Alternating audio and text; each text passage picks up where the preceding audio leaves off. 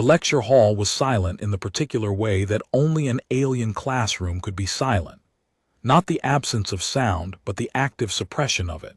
53 respiratory systems holding steady, bioluminescent patches dimmed to standby, chitinous limbs, locked in the posture that the Varenthi species used to communicate that they were present but not engaged. Professor Garrett Cole stood at the front of the room with his hands in the pockets of his Academy-issue jacket and looked at 300 square meters of calculated indifference. It was the first day of Applied Xenotactical Theory, Section 9, and every cadet in the room was determined to survive it by doing as little as possible. Cole had seen the enrollment list. 53 cadets, drawn from 11 species, representing 7 stellar administrative zones. The Varenthi made up the largest cohort, 22 of them, tall and angular, with faceted eyes that refracted light into spectral fragments and exoskeletal plating that clicked when they were annoyed, which was often. The Kasari were next, 12 cadets with dense, low-slung bodies covered in interlocking dermal scales that shifted color with their emotional state. Right now a uniform dull gray that meant boredom or resignation or both. 5 Pelori, wispy and translucent, their circulatory fluid casting a faint amber glow through membranes so thin that Cole could see the outlines of their internal organs when they turned sideways in the light.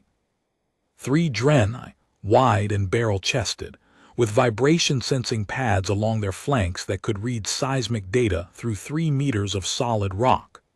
2 Shiveth, small and iridescent-winged, with compound eyes that processed light in spectrums no other species in the room could perceive. The remainder were a mix of Tolek, Saren, and a single Brevathi exchange cadet whose file listed her homeworld as classified, and whose expression, when Cole made eye contact, was the exact neutral of someone who had been told by her government to observe and report. He was the first human to hold a teaching position at Tesserath Combined Academy. He was aware of this the way a man standing in a cold room is aware of the temperature, constantly, quietly, without the luxury of forgetting. The Academy had not wanted him. That was not speculation. The appointment file, which Cole had obtained through a diplomatic liaison who owed him a favor from his years on the Galactic Advisory Commission, contained 14 pages of objections from the Varenthi Academic Board, 3 formal protests from the Department of Xenotactical Studies, and a single-page approval memo from the Compact of Species Oversight that overrode all of them. The memo cited Section 14.7 of the Combined Education Charter. Any species with an active combat history of 3 or more certified engagements could petition to place an instructor in any academy receiving compact funding. Humanity had 412 certified engagements. The petition was approved without a hearing. The Varenthi had responded to the appointment the way bureaucracies always responded to things they could not stop. They had given him the worst section. Section 9 was the remedial track. The cadets assigned to it had either failed the standard tactical exam, been placed on academic probation, or, and this was the part that interested Cole, been shuffled here by advisors who had decided they were not worth the effort of teaching properly. He had read the files. He had read all 53 of them, every assessment note and every instructor comment, and the pattern was clear. These cadets were not stupid. They were not incapable. They were abandoned, filed and forgotten by a system that sorted them once and never looked again. He removed his hands from his pockets. "My name is Cole," he said. "I am human. This is Applied Xenotactical Theory. I will not be reading from slides." Nobody moved. The silence was the same silence, the active, practiced silence of beings who had learned that the safest response to authority was no response at all. He understood that silence. He had spent 30 years in environments where that silence was the default. The silence of enlisted soldiers who had been told one too many times that their input was not requested. The silence of junior officers at briefings where the conclusion had been decided before the meeting started. The silence of anyone who had learned that speaking up was a cost with no return. He had worn that silence himself, in rooms where it was the only armor that fit. "I know what this section is," he said. "I read the designation. I read your files. The Academy calls this remedial. Your advisors call it a holding pattern. Most of you call it a waste of time." A Kasari cadet in the third row shifted his weight. His scales flickered, a brief pulse of ochre that could have been surprise or irritation. Nobody else moved. "I am not going to argue with that assessment," Cole said. "Not yet. Today I am going to ask you one question and then I am going to leave, and tomorrow we will begin." He walked to the center of the room. The lectern, a floating slab of polished Varenthi alloy with an embedded holographic projector, he had pushed to the wall before the cadets arrived. He did not want anything between himself and 53 species of student. The lectern was a barrier. Barriers were the first thing he eliminated in any room, and he had been eliminating them for long enough that the instinct was automatic. "The question is this," he said. "In the Battle of Reach Sorrow, the Kasari border conflict, third engagement, 4 years ago, the defending fleet had superior numbers, superior positioning, and a 2-to-1 firepower advantage. They lost in 11 hours. Why?" He waited. The silence changed. It was no longer the silence of indifference. It was the silence of a room recalculating. The Battle of Reach Sorrow was in their textbooks. It was in the standard tactical curriculum. Every cadet in this room had studied it, passed an exam on it, and filed it under the category of things that had been adequately explained. A Varenthi cadet in the back row, tall, dark-plated with the slow blink of someone who had been on the edge of sleep, raised one angular limb. Her name, according to the enrollment list, was Tessic. "Command failure," she said. "Admiral Voren miscalculated the enemy's jump point vector by 14 degrees. The flanking squadron entered from an unprotected approach and collapsed the defensive line." "That is the textbook answer," Cole said. "It is not wrong. It is also not the reason. Think about it tonight. I will see you tomorrow." He walked out. Behind him, the silence in the room shifted again, into the silence of 53 beings who had expected nothing and had been given something they did not know how to classify. The second session began with the same question. Why did the defenders lose at Reach Sorrow? Cole stood in the same spot, center of the room, no lectern, hands visible. He had arrived 12 minutes early and spent the time arranging the seating. The standard configuration was species segregated, Varenthi in the upper tiers, Kasari in the middle, smaller species at the front where the display resolution was optimized for their visual ranges. Cole had moved the desks into a single flat arrangement, no tiers, no species clusters. When the cadets arrived and found their assigned seats rearranged, there was a moment of confusion that Cole watched carefully. Several Varenthi cadets clicked their plating, annoyance. 2 Kasari flashed a brief amber, surprise. A Pelori named Asan drifted to a seat beside a Varenthi and sat down without comment, which was either progressive or oblivious, and Cole chose to read it as the former. Why did they lose? He repeated. A different cadet this time. Dren, a Kasari with scales so dark they were nearly black, who sat in what had been the back row and was now merely the east side of a flat circle. Voren's miscalculation was not a miscalculation, he said. The intelligence report he based the vector on was 3 hours old. The enemy repositioned during the gap. He used stale data. Better, Cole said. Why was the data stale? The sensor picket reported the repositioning, Dren said, slower now working through it. But the report was flagged as low confidence because the sensor operator was a junior officer, and the protocol required senior confirmation before updating the tactical plot. And why was senior confirmation required? Dren's scales shifted, a complex ripple that started at dark and moved through bronze to something that might have been frustration. Because that was the procedure. Exactly, Cole said. He walked to the wall and activated the holographic projector. Not the floating lectern but the room's own projection array, which he had requisitioned access to the previous evening by filing a facilities request in flawless Varenthi administrative script, which had apparently startled the registrar's office into compliance. The projection showed the Battle of Reach Sorrow in three-dimensional real-time replay, ships, vectors, timestamps. "Watch the sensor picket," he said. The replay zoomed in. A small cluster of observation vessels on the periphery of the defensive formation. At timestamp 03:14:22, the picket's lead vessel registered the enemy repositioning. The data packet was transmitted to the flagship. 14 minutes, Cole said. That is how long the data packet sat in the flagship's queue before a senior officer reviewed it. 14 minutes. The enemy completed their repositioning in 9. By the time Admiral Voren updated his tactical plot, the flanking squadron was already in motion.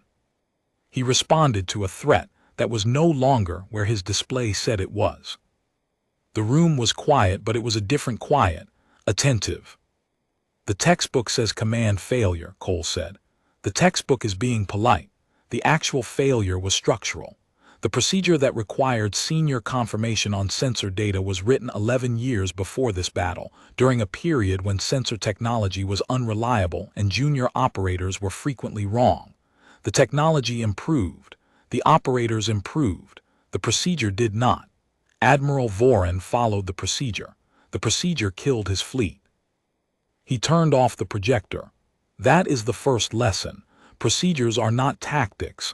Procedures are what institutions write down when they are afraid of judgment. Tactics are what you use when the procedure stops matching the situation in front of you." He let the sentence sit.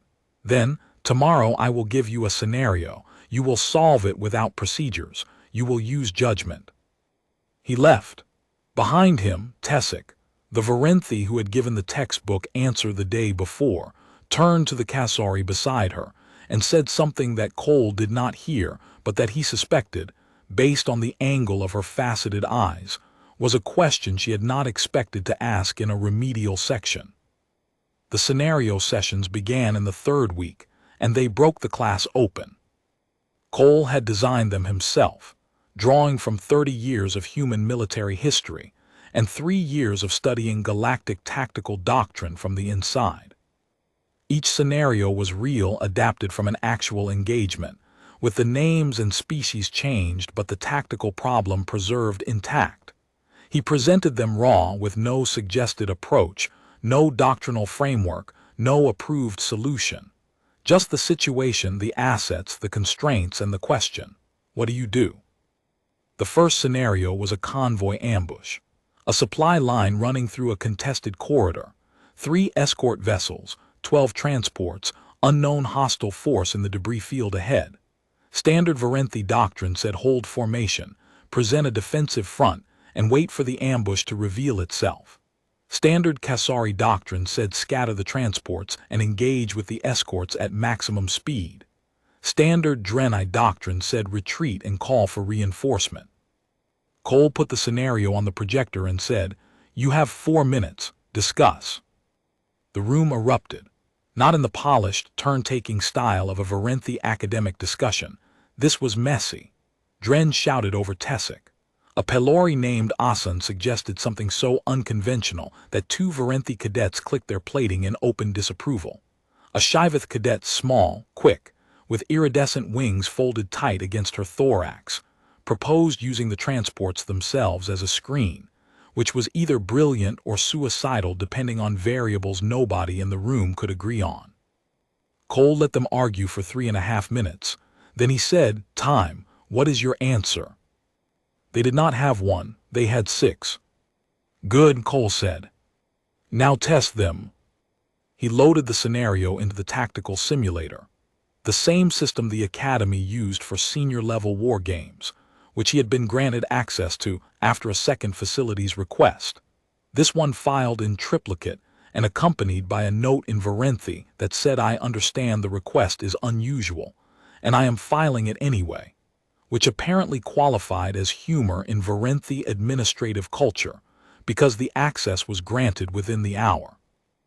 The class watched their 6 solutions play out in real time. 3 failed catastrophically. 1 survived but lost 8 transports. 1 survived with 4 transports. And 1, Asun's unconventional approach, refined by a shouting match with Tessic that had nearly escalated to a plating click, survived with all 12 transports intact and 1 hostile vessel captured. The room went silent, not the old silence, the new one. The standard doctrine would have saved 8 transports, Cole said. Cadet Asun's approach saved 12. The difference is that doctrine told you what to do. Asun asked what the situation needed. He paused. There is nothing wrong with doctrine. Doctrine is accumulated wisdom, but wisdom that does not update is furniture. It sits in the room and nobody moves it, and eventually people walk around it without seeing it. Your job as tacticians is to see the furniture. Asun's circulatory glow brightened. Pelori had no voluntary control over their bioluminescence, and the warm amber pulse that spread through his translucent frame was the physiological equivalent of a flush, pride, embarrassment, both at once. He had spent 9 weeks in Section 9 before Cole arrived. No instructor had ever used the word tactician in reference to a Pelori cadet. After the session, Cole walked the lower corridor back to his office and passed 2 Kasari cadets from Section 9, standing at the junction where the remedial wing met the main academic hall. They were talking to a Varenthi cadet from Section 3, the standard track. The Varenthi's plating was clicking in the slow, rhythmic pattern of disbelief.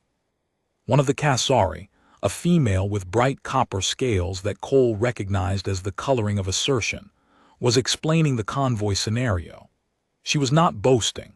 She was describing a tactical approach that she had contributed to, that had been tested and validated, and she was describing it with the particular clarity of someone who had been listened to for the first time in her academic career, and was still adjusting to the sound of her own authority. Cole did not stop. He did not acknowledge the conversation. He kept walking, and as he rounded the corner, he heard the Varenthi cadet say, in a voice that the plating clicks could not quite cover, "That is not how Section 9 is supposed to work." No, Cole thought it is not. In the 4th week, Cole introduced the debrief. Standard academy practice was for the instructor to deliver the debrief, a summary of what went right, what went wrong, and what the approved corrective action was. Cole reversed it. After each scenario, the cadets debriefed themselves. They identified their own errors. They assessed their own reasoning. They explained out loud in front of the room where their thinking had failed and where it had held. The first debrief was painful.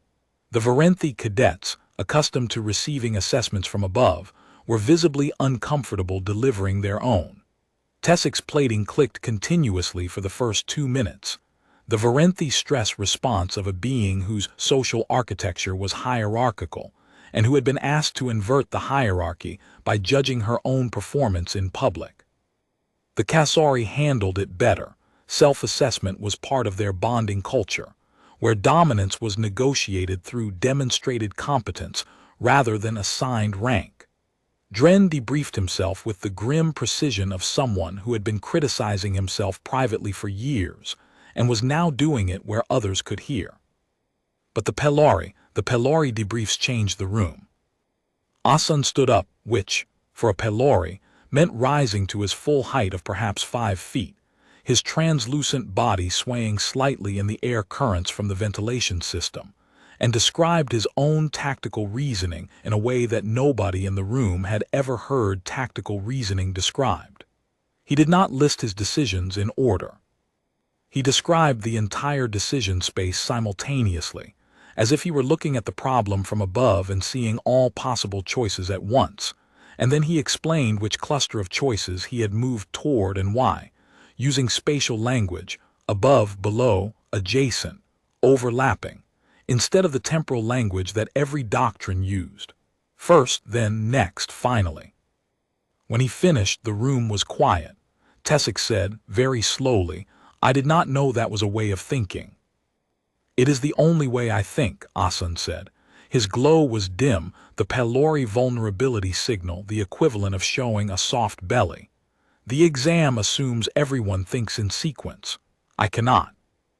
Cole said, that is why you are here, and that is why the exam is wrong about you. The moment passed, the session moved on. But something had shifted in the room's architecture. Not the physical architecture, but the social one. The invisible framework that determined who spoke and who listened, and whose reasoning counted.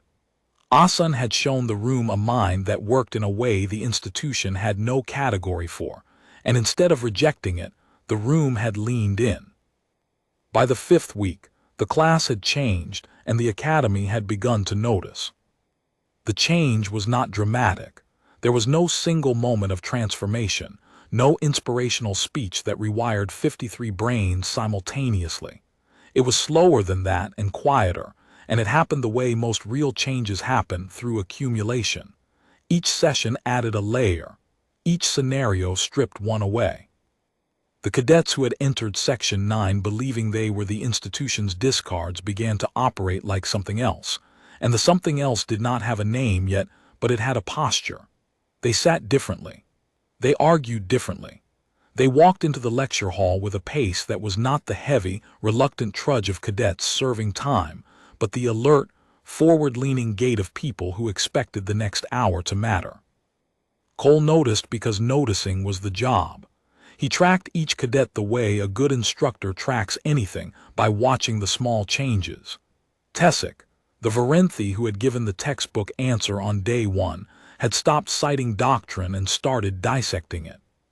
She would take a piece of accepted tactical wisdom, lay it on the table, and pull it apart with the cold precision of a Varenthi analytical mind. And then she would look at Cole with those faceted eyes and wait, not for approval but for the counterargument, because she had learned that Cole always had one, and that the counterargument was where the real lesson lived. Dren had stopped sitting alone. The dark-scaled Kasari had arrived in Section 9 with the particular intensity of a cadet who had been told he was not good enough, and had internalized it so deeply that every interaction was filtered through the assumption of failure.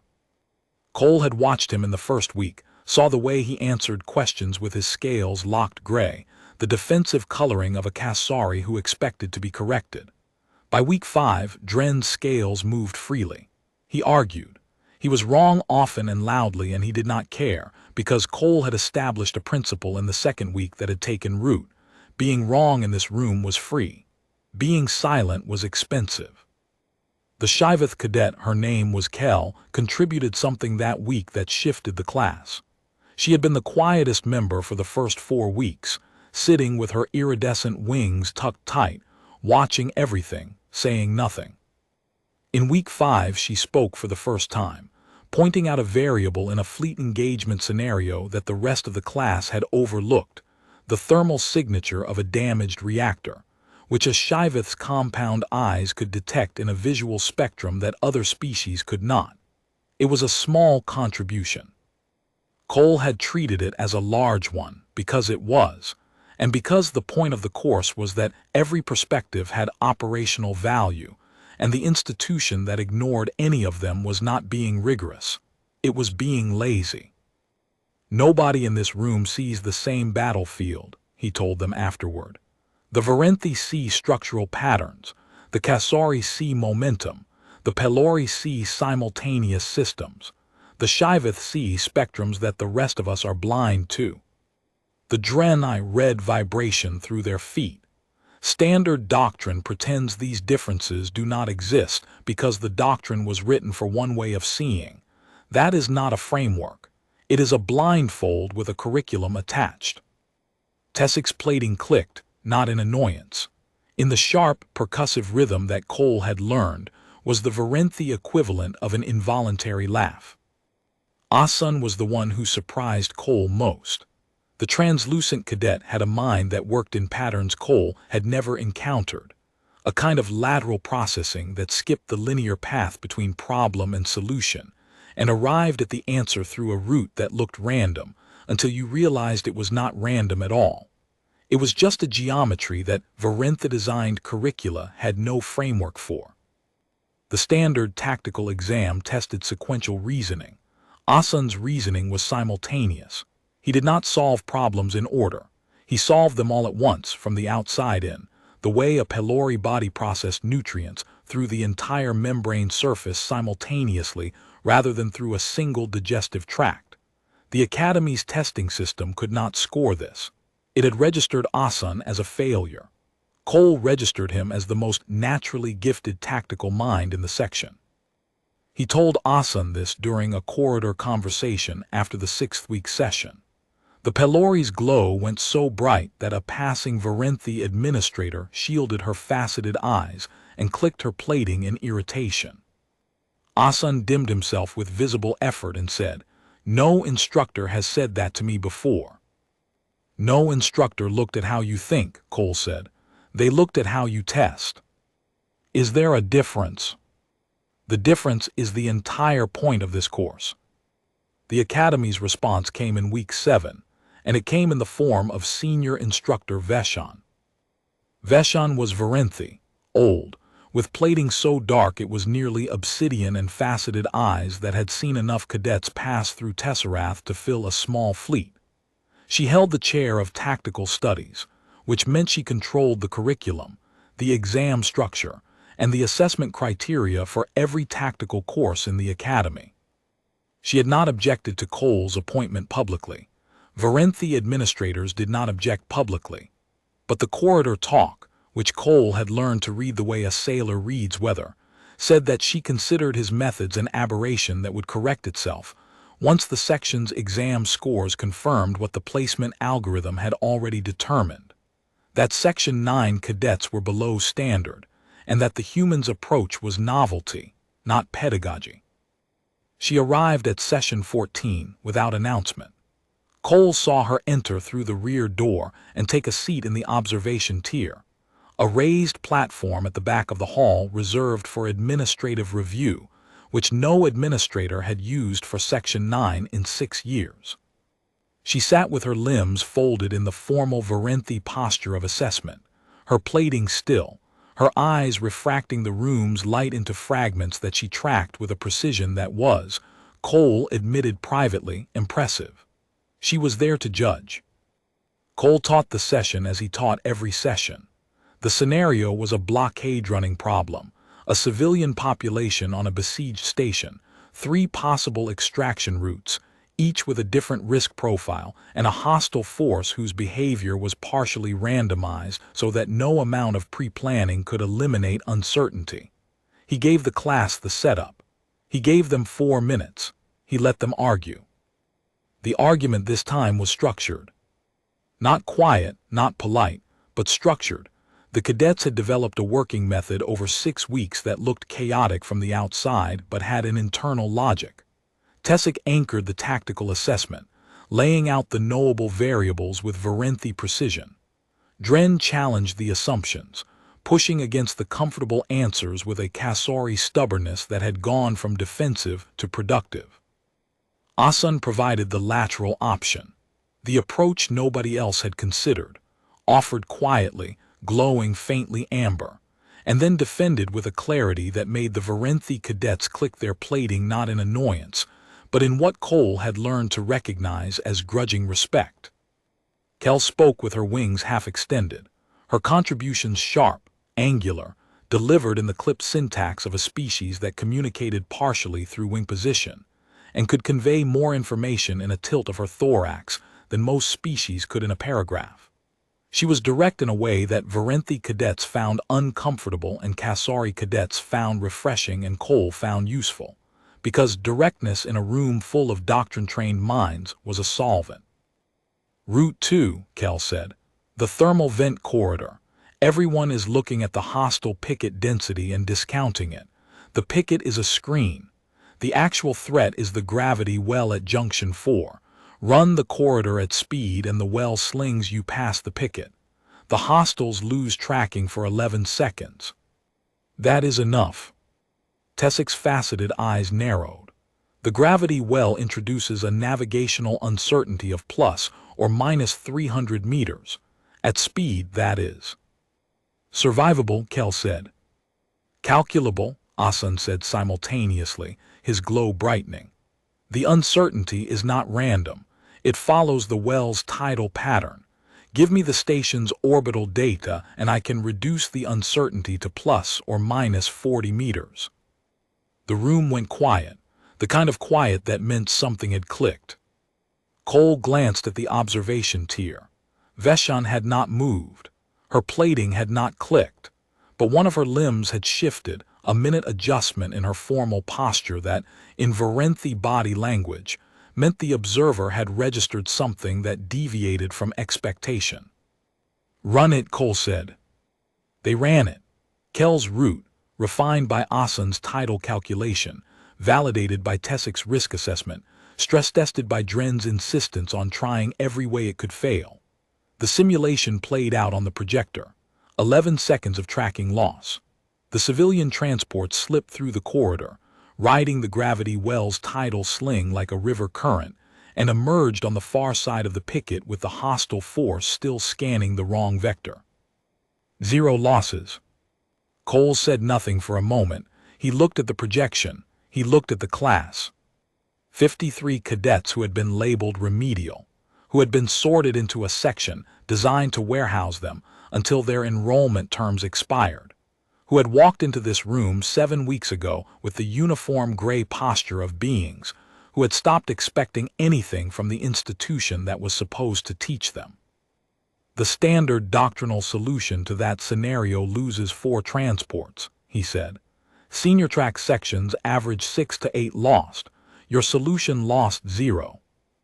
He turned off the projector. Think about why.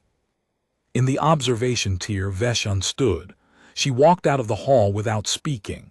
Her plating did not click. Her posture did not shift. But she walked out at a pace that was 2 steps per second faster than the formal Varenthi exit cadence, which meant, in a species that communicated through precision and control, that she was processing something she had not planned to process. The confrontation came 3 days later, in Cole's office. The office was a converted storage room on the academy's lower level. The space the facilities department had assigned to the human instructor because it was available, which was another way of saying it was the space nobody else wanted. Cole had not complained. He had set up a desk, a chair rated for human anatomy that he had fabricated from spare parts and a maintenance manual, and a wall-mounted display that showed a single image. A photograph of a wheat field under a blue sky, taken on Earth, in a place called Kansas, where Cole had grown up and where his father had taught high school history for 31 years before retiring to a porch and a stack of books that he never finished because he kept rereading the ones he loved. Veshan entered without signaling. Varenthi administrators did not knock. Knocking was a request, and administrators did not request entry to spaces within their jurisdiction. Your section's scenario scores are above the median for the entire tactical program, she said. She did not sit.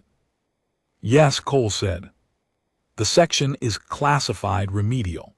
The cadets in it were placed there because their aptitude scores fell below the threshold for standard track enrollment. I am aware of the classification. Veshan's plating clicked once, a single, sharp sound that functioned as punctuation. The aptitude testing protocol has been in place for 47 years. It was designed by a committee of 11 species' foremost educational psychologists. It has been validated across 900,000 cadets. It does not misclassify. Cole leaned back in his chair. The chair creaked because it was held together with maintenance adhesive and optimism. Instructor Veshan, I did not say the test misclassified them. Then what are you saying?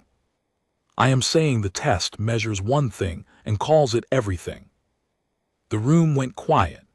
Veshan's faceted eyes refracted the overhead light into spectral bands that played across the wall behind Cole, and for a moment the storage room office looked like the inside of a prism. The aptitude test measures sequential tactical reasoning under time pressure, Cole said. It does this well. It does this accurately. It identifies cadets who can process a linear problem from input to output within a defined procedural framework. And for 47 years, that has been sufficient because the tactical doctrine it serves is sequential and procedural. The test measures fitness for the doctrine. The cadets who score poorly are not deficient. They simply think in a way the doctrine does not account for. He leaned forward. Cadet Asan processes information simultaneously, not sequentially. The test cannot score him because the test expects answers in order, and his answers arrive all at once. Cadet Kell integrates sensory data that most species cannot perceive. The test does not include variables visible only to compound-eye species, because the test was designed by committee consensus, and the Shiveth representative was outvoted.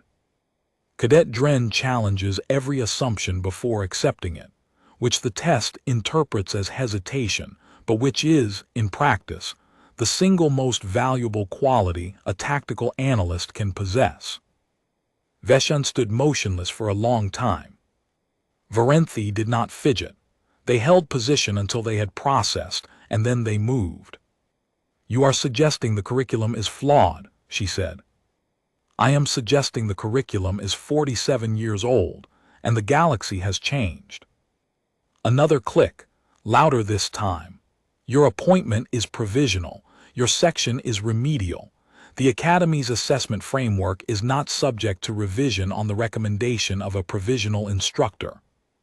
"I am not recommending revision," Cole said. "I am teaching the cadets who are in my room. If the assessment framework wants to tell me they are remedial while they are outscoring your standard track, that is the framework's problem, not mine." Veshun left. She did not click her plating on the way out, which was more significant than if she had. A Varenthi who clicked was communicating. A Varenthi who was silent was thinking. Cole did not talk about it with the class. He did not mention Veshun's visit, the assessment framework, or the fact that their scores had caught the attention of the department chair. He walked into the next session with his hands in his pockets and asked a question about a scout vessel's last transmission. "A single scout vessel has identified a hostile staging area. The scout's communications array is damaged. It can transmit one message, 10 words or fewer. The nearest Allied fleet is 14 hours away. What does the scout send?" The answers came fast. Dren said coordinates. Tessic said coordinates plus hostile count. Kell said coordinates plus the type of vessels at the staging area, because type determined capability and capability determined response. A Drenai cadet named Vosk, the widest body in the room, with vibration-sensing pads so sensitive he could tell which species was walking down the corridor outside by the frequency of their footsteps, said the scout should transmit nothing and shadow the staging area until the fleet arrived, because the 10-word limit made any useful transmission impossible and maintaining covert observation was more valuable than partial intelligence. It was the best answer so far, and Cole said so, and Vosk's vibration pads rippled in the Drenai equivalent of straightening under a compliment. Then Asan spoke. He had been quiet for 2 minutes, his glow cycling through shades of amber and gold, and then he said, "The scout sends the wrong coordinates." The room went silent. "Explain," Cole said. "The scout's communication is damaged but functional for one burst. The hostiles may intercept the burst. If the scout sends the correct coordinates, the hostiles know they have been found, and they relocate before the Allied fleet arrives. If the scout sends coordinates that are close but wrong, offset by a specific margin, the Allied fleet will recognize the offset as deliberate because the margin matches the scout's registration code. The hostiles intercept what they believe is an accurate report and stay in position. The Allied fleet arrives at the correct location. The hostiles are still there." Silence. Then Tessic said, "That requires the Allied fleet to know the scout's registration code offset protocol." "It requires someone to have established one," Asan said. "That is doctrine that does not exist yet. I am suggesting it should." Cole looked at the Pelori cadet. Amber glow, steady now, the light of a mind that had stopped waiting for permission to work. He looked at the class, 53 cadets leaning forward, arguing, building on each other's ideas with the speed and friction of people who had learned that the room was safe and the work was real. He felt the thing he always felt in these moments. It was not pride exactly. Pride was too proprietary. It was more like recognition. The recognition that the thing he was watching was not his creation but his discovery, that the talent had always been in the room, and all he had done was stop telling it to sit down. His father had described the same feeling once, on the porch in Kansas, on a visit Cole had made between deployments. The old man had been talking about a student, a kid who had failed every standardized test the school administered, and who had, under the old man's patient attention, produced a research paper on the Dust Bowl that the County Historical Society had asked permission to archive. "You do not make them smart," his father had said. "They come in smart. You make the room safe enough for them to show it."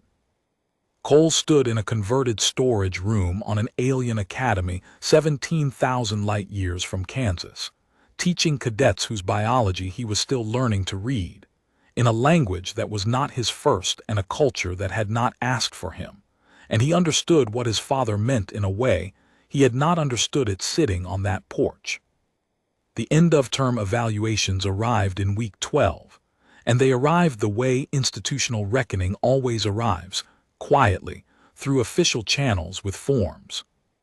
The Academy's assessment protocol required all sections to sit the same standardized tactical examination.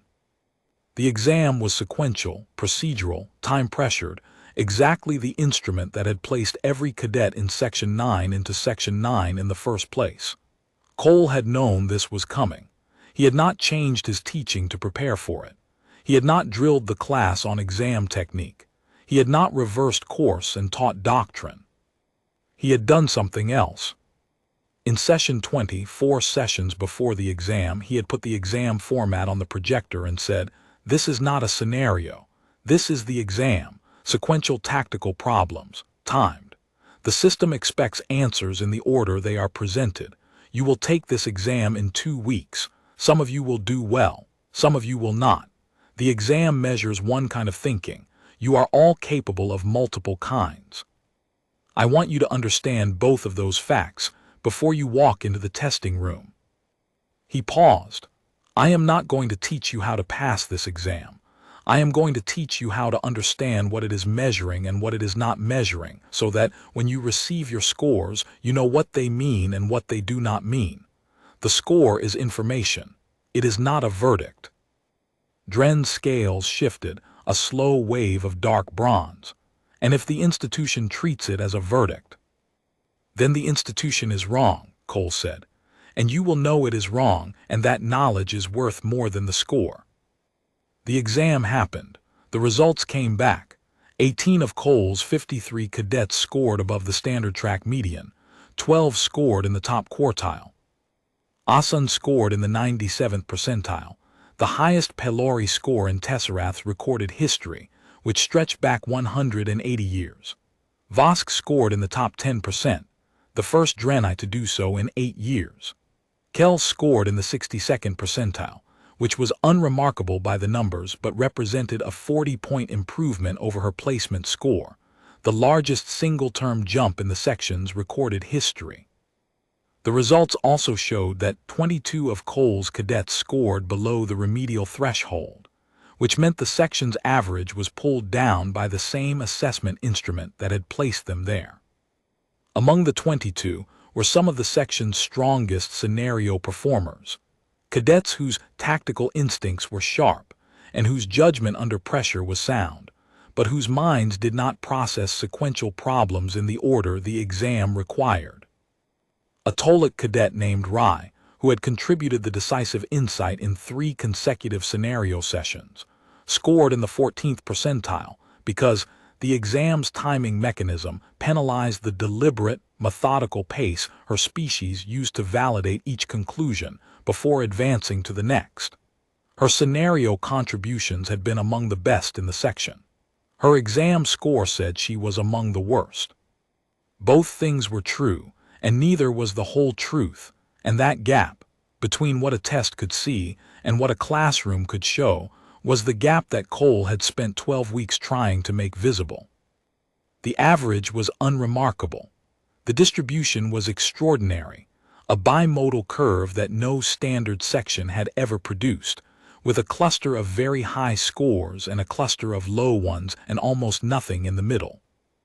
Vashon summoned Cole to her office. Her office was not a converted storage room. It was a chamber on the Academy's administrative level, with walls of polished Varenthi composite that changed color with the ambient light and furniture, designed for a species whose resting posture involved 5 points of contact with surfaces at varying heights. There was no chair for a human. Cole stood. Your section's average score is 31st out of 34 sections, Vashon said.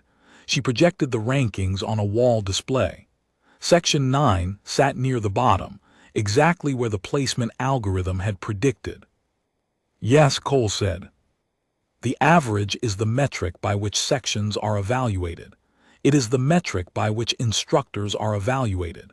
Your section performed below the Academy standard. The average is one metric, Cole said. Your top tactical studies section, Section 1, has no cadet in the 97th percentile. My remedial section does. Vashon's plating clicked, not once, not sharp, but a low sustained vibration that Cole had never heard from her before. Individual outliers do not validate a methodology. 12 cadets in the top quartile is not an outlier, it is a pattern. The function of this academy is to produce officers at a consistent standard. Consistency requires a consistent framework. Your methods, the unstructured scenarios, the argumentative sessions, the absence of doctrinal foundation, produce variance, not consistency. Variance, Cole said, is what wins battles that doctrine does not anticipate. Vashon was silent for a long time. The wall display glowed behind her, the section rankings fixed in holographic precision, Section 9 in its designated slot near the bottom of an order that had been maintained, unchallenged, for 47 years. Your appointment is under review, she said. The board will convene at the end of term. Cole nodded. He walked back to his storage room office, sat in his maintenance adhesive chair, and looked at the photograph of the wheat field for a while. Then he opened the next session's scenario file and started working. Session 24, the last session before the board's review. Cole walked in and found the room already full. Not just full, rearranged. The cadets had arrived early and moved the desks into the flat circle without being asked. Tessic was at the center, her faceted eyes tracking Cole as he entered. Dren was beside her, scales shifting in a pattern Cole had never seen. A slow, deliberate wave of deep gold that started at his jaw and ran to the tip of his tail. The Kasari coloring for something he suspected meant something close to ready. Asun was glowing, not the bright, uncontrolled glow of surprise or pride, a steady, even amber, the Pelori equivalent of a lantern lit and held. Kel's wings were half extended, an open posture, the iridescent surfaces refracting the room's illumination into scattered color that played across the walls and ceiling. It was the Shiveth expression of trust, and Cole had never seen it directed at a non-Shiveth. Vosk sat with his vibration pads flat against the floor, reading the room through the substrate the way his species read everything, through contact, through resonance, through the accumulated vibration of 53 bodies in a shared space. His flanks were still, which meant the room was calm, which meant the readiness Cole could see in every posture was not anxiety but resolve. He stood at the center of the circle and looked at them.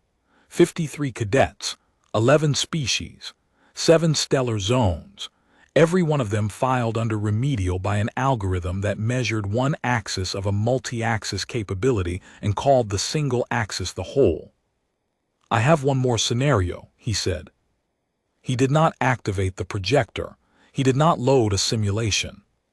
He stood with his hands at his sides, A human in a room built for aliens, on a station that had not wanted him, in a section that the institution had written off, and he gave them the last problem. A provisional instructor at an alien academy is facing a review board that will decide whether his methods are valid. His section has produced exceptional individual results and a below-average mean score. The board evaluates by the mean. The instructor knows the mean is not the right metric for what his students can do, but the board does not use other metrics because other metrics would require changing a framework that has been in place for 47 years. He paused. What does the instructor do? The room was quiet, the new quiet, attentive, processing, alive. Tesig spoke first. The instructor presents the individual results and argues for a revised metric. The board will reject the argument, Dren said. The framework is institutional. Institutions do not revise frameworks based on one section's performance. Then the instructor requests an alternative demonstration, Kell said. A live tactical scenario, judged not by a standardized test but by outcome. Let the board watch the section solve a problem in real time. That is not in the review protocol, Tesik said. Neither is anything else the instructor has done, Asan said. His glow was bright enough to cast shadows. And it has worked. Cole looked at them. He had not planned this. He had not scripted the exercise to lead to this answer. He had asked an honest question and received an honest answer, and the answer was better than anything he could have designed, because it came from the room, from the cadets, from the accumulated intelligence of 53 minds that had learned to think out loud because one human in a maintenance adhesive chair had told them that the room was safe and the work was real. Then that is what the instructor does, Cole said. The board convened 4 days later in the Academy's formal review chamber, a high-ceilinged hall lined with the administrative history of Tesserath, combined Academy, the names of every chair and every department head inscribed in Varenthi composite that glowed faintly with the institution's official sign. 7 board members sat in a curved tier, 4 Varenthi, 1 Kasari, 1 Drenai, 1 Tolik. Veshan presided. Cole stood before them and requested a deviation from standard review protocol. He asked the board to observe a live tactical scenario conducted by Section 9, in real time, without preparation, using the Academy's simulation infrastructure. The request was irregular. The Kasari board member clicked her tongue, a species-specific expression of interest. The Drenai representative tilted his head. Veshan's plating was still. The request is outside protocol, Veshan said. I understand that, Cole said. I am asking anyway. The silence lasted 8 seconds. Then Veshan said, granted. The scenario was loaded, a complex multi-vector crisis that the Academy typically reserved for final-year senior sections. A diplomatic station under attack from 3 directions, with civilian evacuation required, hostile reinforcements inbound, and a communications relay that had to be held for the duration. Senior sections historically managed partial success, civilian evacuation or relay defense, rarely both. Section 9 assembled in the simulation theater. 53 cadets, 11 species, no doctrinal playbook, no rehearsal. Cole stood at the side of the room. He did not give instructions. He did not assign roles. He had taught them for 12 weeks. This was not his moment. It was theirs. Tesik took command of the tactical assessment without being asked, her faceted eyes processing the scenario's variables with the crystalline precision that Varenthi minds excelled at when they were not being forced to follow a procedure that had already decided the answer. Dren challenged her initial deployment, pushing her to justify her fleet positioning, and she adjusted, the Varenthi plating clicking not in annoyance, but in the rapid-fire acknowledgement of valid input. Asan mapped the scenario's gravitational variables and identified an approach corridor that the standard doctrinal solution would have overlooked, because it required simultaneous processing of 6 tidal vectors, and no sequential thinker would have attempted it. Kell integrated the visual spectrum data, identifying the thermal signatures of the hostile reinforcements 12 seconds before the simulation's standard sensor array detected them. Vosk pressed his vibration pads against the simulation console and read the incoming hostile formation's engine frequencies, calling out vessel types before the visual display had resolved them. The section worked, not perfectly, not without argument, not without 3 moments where the solution nearly collapsed because somebody made a call that somebody else challenged, and the argument cost them time they could not afford. But they worked the way a crew works, with friction and correction, and the particular efficiency of a group that trusts each other enough to disagree at speed. The scenario resolved in 41 minutes, civilians evacuated, relay held, hostile force neutralized, full success. The average time for senior sections that achieved partial success was 58 minutes. No section in the Academy's current enrollment had achieved full success on this scenario. The section stood in the simulation theater afterward, breathing hard. The Varenthi with their plating settled into the low, steady rhythm of post-exertion cooling, the Kasari scales shifting through satisfied bronze, Asun's glow a warm and even gold that lit the space around him like a small sun. They did not cheer. They did not celebrate. They stood in the quiet that follows a thing done well, the quiet of people who had proven something to themselves that no exam score could have given them, and no exam score could take away. Cole watched them from the side of the room. His hands were in his pockets. His face was level.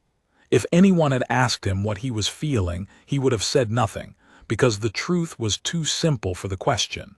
He was watching 53 people stand the way people stand when they know what they are worth. The board watched the replay in silence. 7 species of administrator, representing 47 years of institutional certainty, watching 53 cadets who had been classified as the Academy's least promising assets, solve a problem that the Academy's best sections consistently failed to solve completely. Veshan stood. Her plating clicked once, a sound that filled the review chamber and then stopped, leaving a silence that was not empty but full, the way a room is full after someone has said the thing that needed to be said. "The board will take the demonstration under advisement," she said. "Instructor Cole's appointment will be extended." She did not say anything else. She did not praise the section. She did not revise the framework. She did not click her plating again. But she walked out of the chamber at the formal Varenthi exit cadence, precisely measured, controlled, deliberate. And in the precision, Cole read the concession that a Varenthi administrator would never speak aloud. The model required updating. Cole returned to his storage room office after the board dismissed. The corridor was empty. The lower level of the Academy was always empty at this hour, the Varenthi maintenance cycle having dimmed the lights to a deep indigo that made the composite walls look like the inside of a geode. He sat in his chair. It creaked. He looked at the photograph of the wheat field. His comm unit chimed. A message from Tessic. "We heard."